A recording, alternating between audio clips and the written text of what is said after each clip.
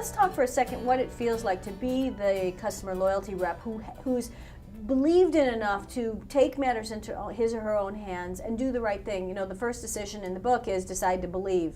And what does that do for the spirit of the people here? I think, well, the spirit to believe, we here sort of equate that to just pure empowerment. And all of our customer service representatives here are, they believe in the culture and the core values of the company. And we only sort of recruit people who we also believe in the future of Zappos. And then we tell them about what our values are and our core values are and our culture. And we not only judge their performance based on what they do for the customer, but also if they believe in the culture of the company. And so they truly believe in what we're trying to do. And because of that, I think everybody here is just a lot happier. And they're all aligned on what we're trying to do. And it just makes decisions very, very easy and very, very natural. And we have a very hierarchical culture here, and the organization is not a top-down driven culture. We believe in a very bottoms-up driven culture. And so we tell all the new hires during new hire orientation, this company is not me or Tony or Fred. The three of us get up and say, you know, if the three of us come up with all the ideas, that's 3 great ideas in a day, a month, a year.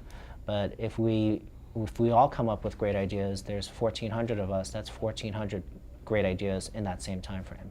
Perfect. What a great tee-up for the next thing that we talk about in the book, which is this thing which you've gotten so much publicity about. I think every place I go, they're like, did you know Tony? And Zappos gives $2,000 for people if they want to leave. So let's talk about that decision you made, which is that throughout orientation and training, once you've hired people, and I know you go through a rigorous process of making sure the shoe fits, so to speak, why did you come up with this idea, and exactly what's the concept here? So the concept is that, so we came up with this idea that, and Tony started the idea and basically came to me and said, that was a great idea, let's check with legal and HR, and they hated it. They thought it was the worst idea you've ever thought of.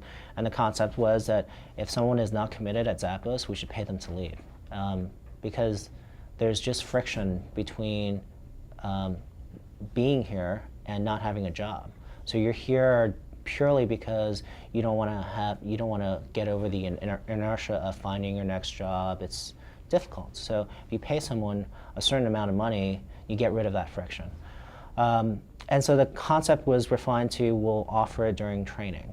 So we're trying to weed out the people who are not committed. The other thing that we're trying to weed out is, I'm sure our recruiting team is very, very good at recruiting and interviewing, but if you're really good at judging people, maybe you're right 60 to 70% of the time, which means you're still wrong 30 to 40% of the time.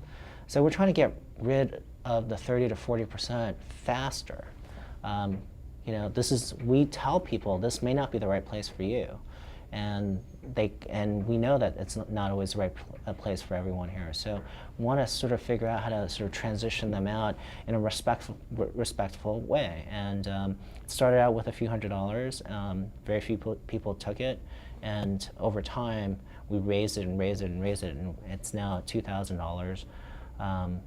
But still, not enough people take it because we're not seeing that 30 to 40% of the people are taking it. The other thing that was interesting is you have to turn down $2,000. The turning down, the actual act of turning it down makes you more committed because you just turn down something that you could just walk away and get. Especially in this economy, right? Especially in this economy, and especially, we're talking about people who work in the call center. Even if it's easy to find another job during the heyday, $2,000 is still a great vacation. So it wasn't hard in 2005 and 2006 and 2007 to find another call center job. So you could have easily just taken the $2,000, gone on vacation, and gotten another job in another call center.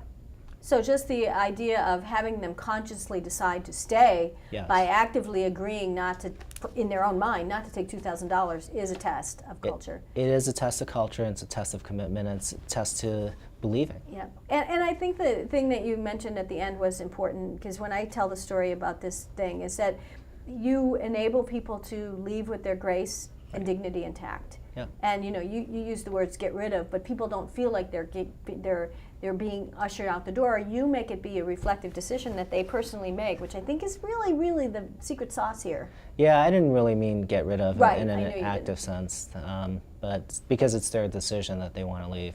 Anybody who wants to work here and we believe can do the job and believe in our culture, we work very, very hard to figure out how to make them fit here too.